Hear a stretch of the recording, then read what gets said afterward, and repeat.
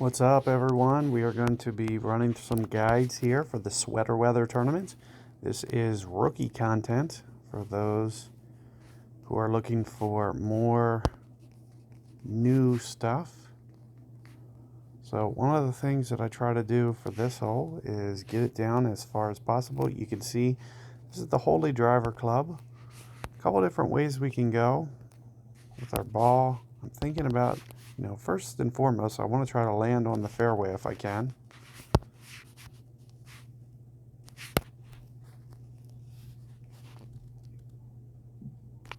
Very light on the power. Just go ahead and activate this grid real quick. Let's just see how far this goes. So you can see it lands real close to the edge of the fairway. We skip, we get onto this second fairway. And this is kind of in prime position for this hole. We will be in wedge distance. And one of the things I can show you guys that I have set up here, the hip 5, hip 6, somewhere along the lines of this is what we're going to want. So we can guesstimate percentage. There you can see it's going to be max club. We are going to be pulling in from that.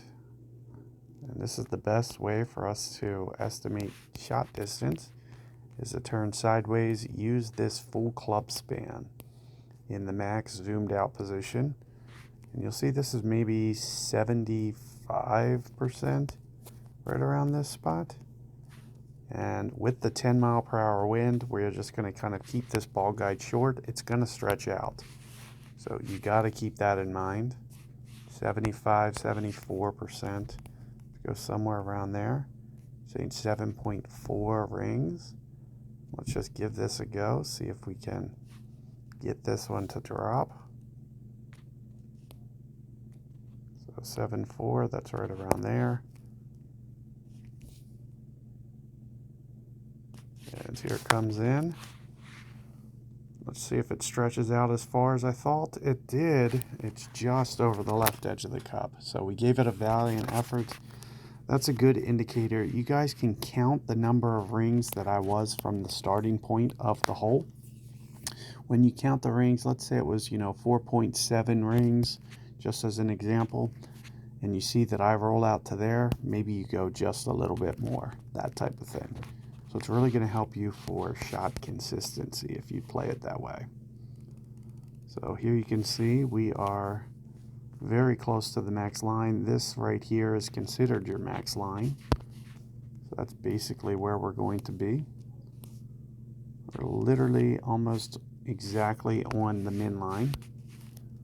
So that's how we're going to play this.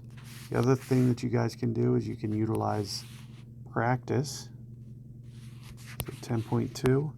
If you guys want to take advantage of the practice tokens, this is a good opportunity for you to be able to make slight tweaks. So for instance, on this one we could go 4, 5, or 6, 5 rings.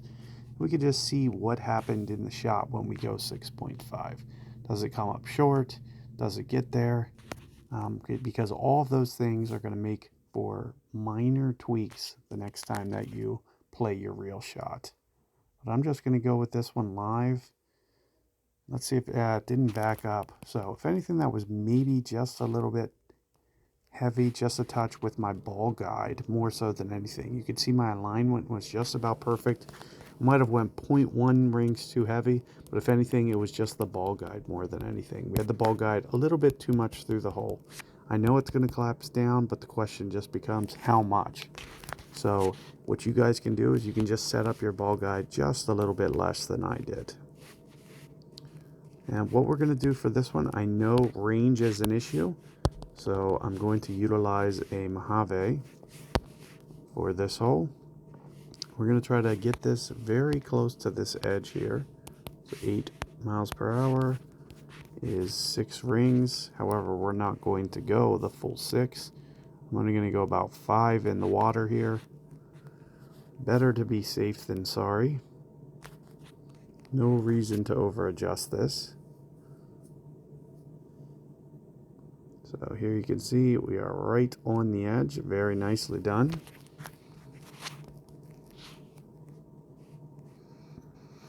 Range is going to be your issue. That's the reason that you see me bring in Mojave.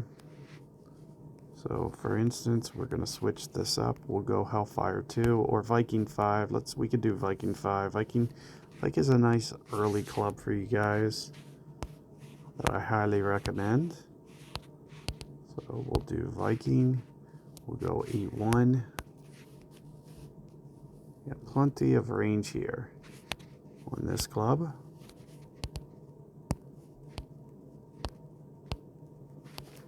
So let's pull this open. 8-1. We are about 3 or 4 for max here up top. I'm going to try to stay up top if I can. A little bit more control, you could see on the ball guide. A little bit more control. So let's try this. It's almost 2 bars of backspin, just a little bit light. I don't want to collapse it down too much. Like we mentioned, this is about 3 for max, give or take. 4-3-5. Probably going to push to the max line. Just make sure that you land up on the top. So 4-3-5.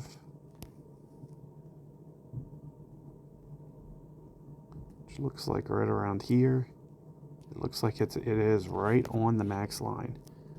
So maybe just a hair, and you can see that I'm just kind of gently pulling just above the circle. Make sure this lands on the green is ideal, which it did. You can see it's rolling out. It checked up just a little bit more than I anticipated. So 1 backspin or maybe even half a backspin would be a little bit better. But you can see, all things considered, we gave it a good run. And all we got to do is make minor tweaks. And the more that you see it, the more that you'll be able to just kind of get a feel for what the changes need to be done. Also, that's also a really nice hole for you to utilize a practice pin for. So do keep that in mind. I'm thinking for this one, and you'll see we only have really early lightning rods, but lightning rod, what it's going to do, it's going to extend this range. We're going to be able to swap out balls. Utilize something with less power, for example. So we're just trying to find a nice equilibrium. Maybe high flight Mojave. I'm just going to go ahead with my Mojave, but as you can see, it just kind of opens up the possibility for you to utilize just a little bit less ball. This is about 5 rings for max here. 9.5.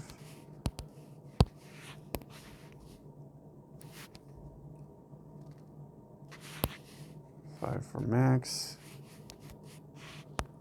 Whew. That is a mega adjustment, huh?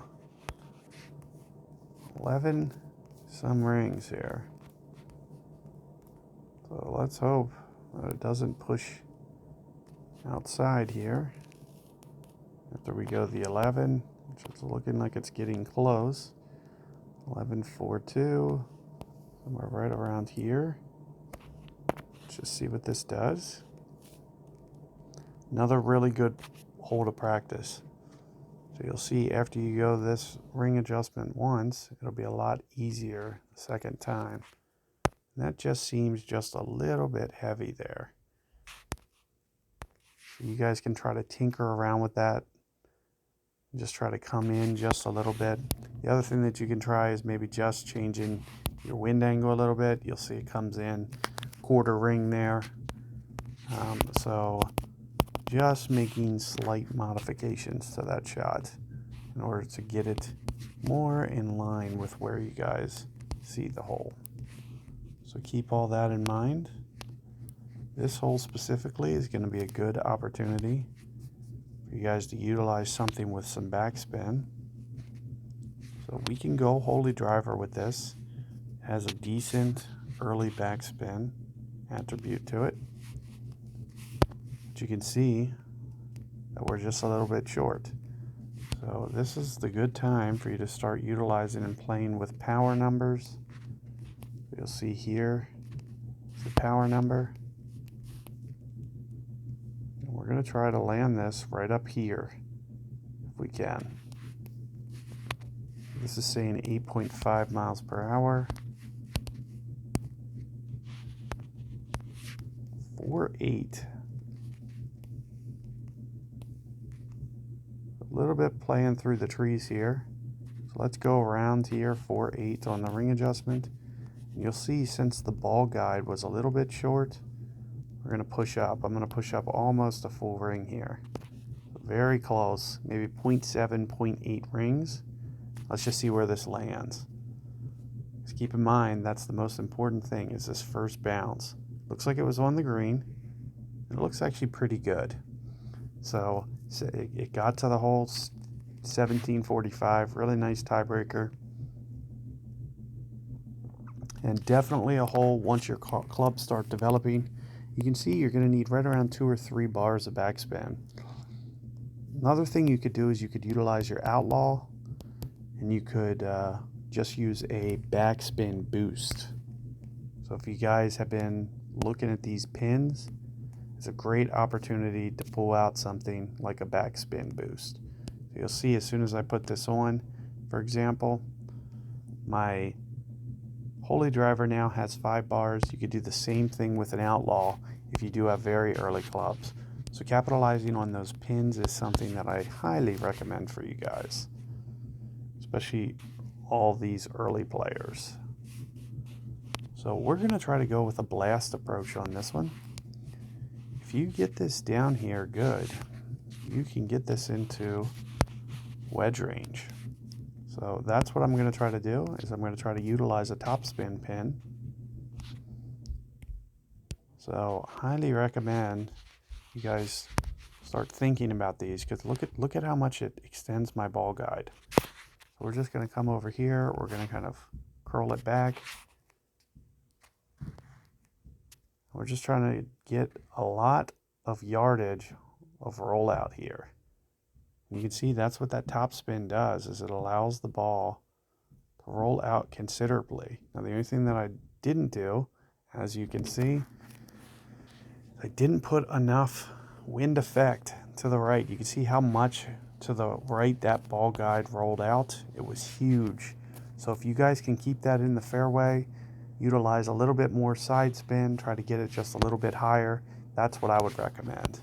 What I'm going to do is I'm just going to pitch out sideways.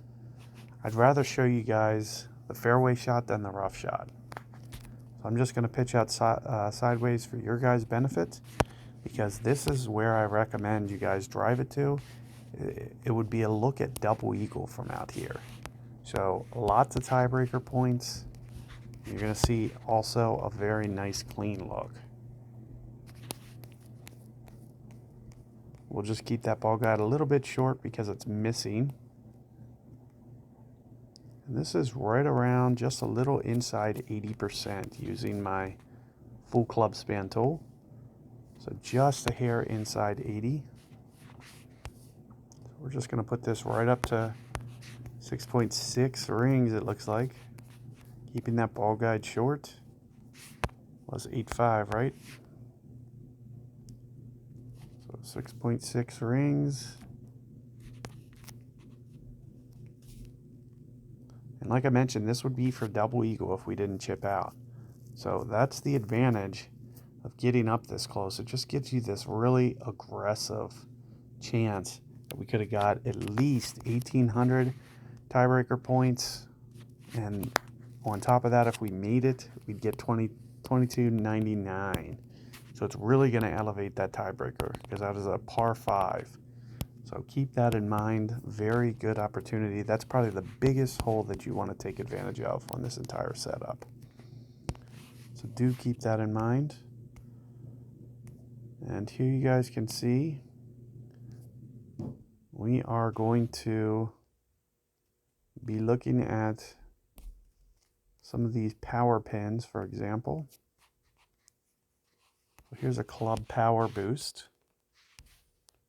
So we'll go club power boost. If you guys haven't seen the Pro DX balls yet, really nice time. You see I'm putting it way up high on high ground here. What that's going to do is hopefully get it to roll out just a little bit farther. And we're just going to blast it with a Pro DX ball. Now you don't have to use a Pro DX ball, but look at the advantage. I just drove this green with Pro DX. And assuming that it holds, we just got 1,600 tiebreaker points. So we just blasted it down there. we used the power boost pin, so you can see the advantage of what the pin allowed you to do. Even with early clubs, that's only a Red Barchetta 3, we're able to blast it. And if you have something even less than that, you know, you could double up a pin, you could put on a ball pin on a Holy Driver, for example, and maybe even a top spin boost. As soon as you start to open up multiple pin usage, which opens up in your veteran division. So definitely something worth thinking about. And similarly, this is another really great opportunity to utilize another pin.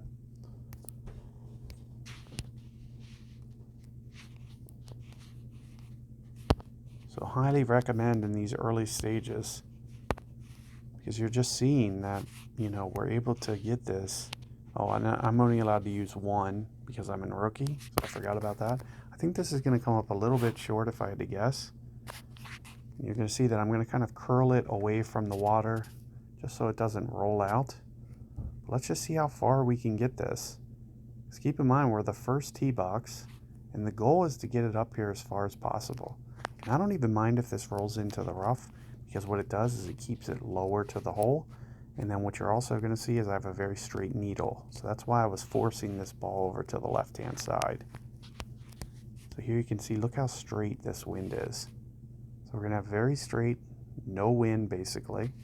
We're just going to play it like right into the center of the hole and just go for ultimate shot.